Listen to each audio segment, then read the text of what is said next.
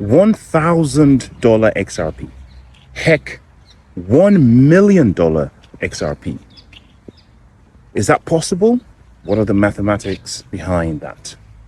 Well, the first thing some of you are thinking is, if XRP was to go to $1 million, the guy that has 35 million XRP tokens would then have $35 billion. If it's 1 million, depends on what billion you're talking about. There's a British billion and an American billion. So one of them is 1,000 million, the other one is a million. Let's go with the extreme, the 1 million being a billion. So 35 million XRP will make you a $35 billion person in terms of how much money. How are you going to sell that? How are you going to exit the market? Interesting question. Well, this is why it's possible and why it actually can happen in terms of exiting the market, liquidity, etc. Most of you would have sold. The guy with the 35 million XRP is not going to wait for XRP to hit $1 million without selling or before selling. They would have sold the vast majority of their XRP at $200, $300, $400. They'll be 90% to 99% out.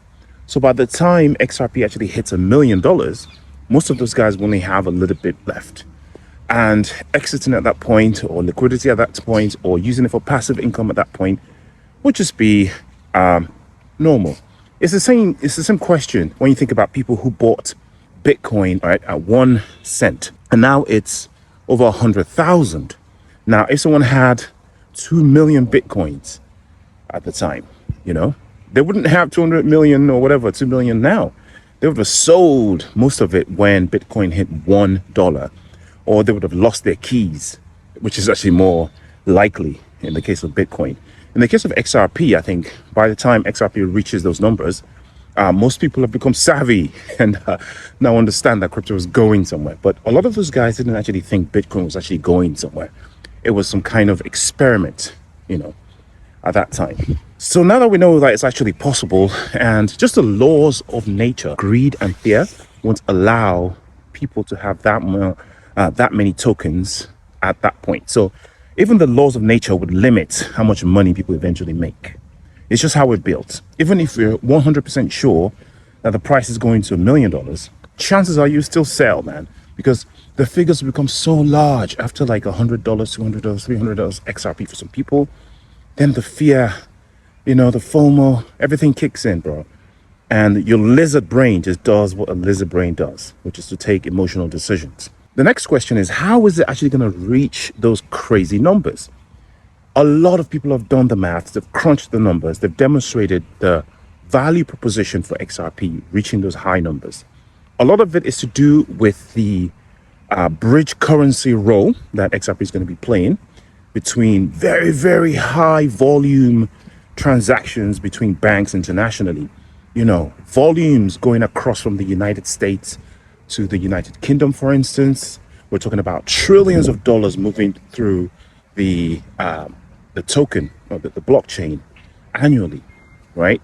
And the value of XRP just has to be high enough to be able to handle that kind of volume in an efficient manner. The other way that it's going to reach it, of course, is the impending and quite imminent supply shock. Now, if you look at the different places where the supply shock is going to come from, we have the treasuries that are ramping up now, right? A lot of these companies are coming up and buying up XRP to act as store of value, treasuries, or what have you.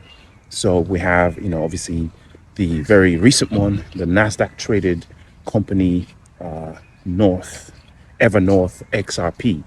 But then we've had a few of those companies that announced, remember, in Dubai, in Saudi Arabia, we have some American companies, we have some private entities that are doing it as well, billionaires that are doing it as well. So, it's going to come from all over the place.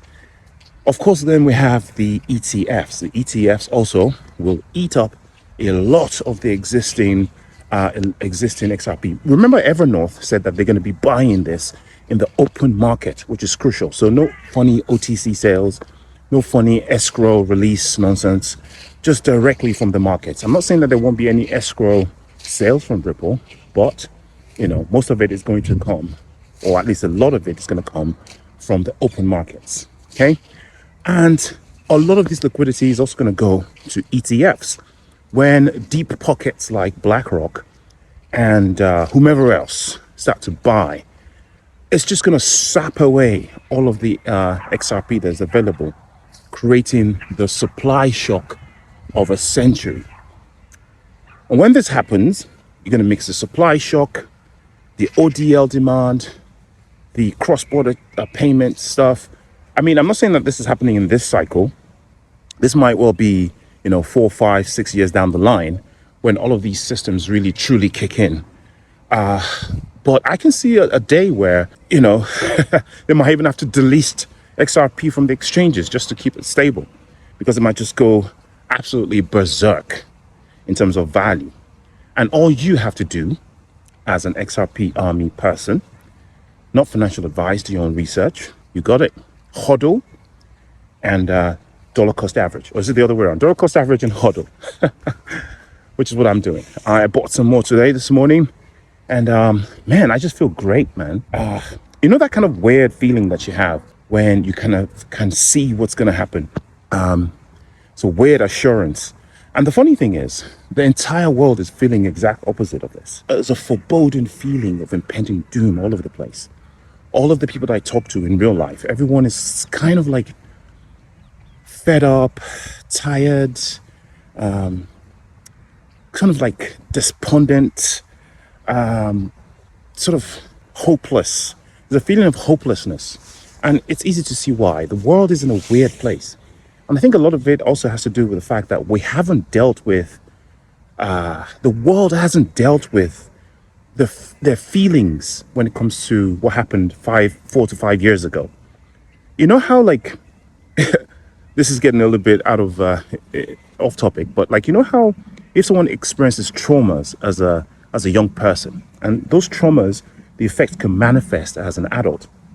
And if you don't deal with those traumas, seek therapy, etc., it could affect you, right? And I think the planet experienced some trauma 5 to 4 to 3 years ago, and we haven't dealt with it. We don't have closure from what happened.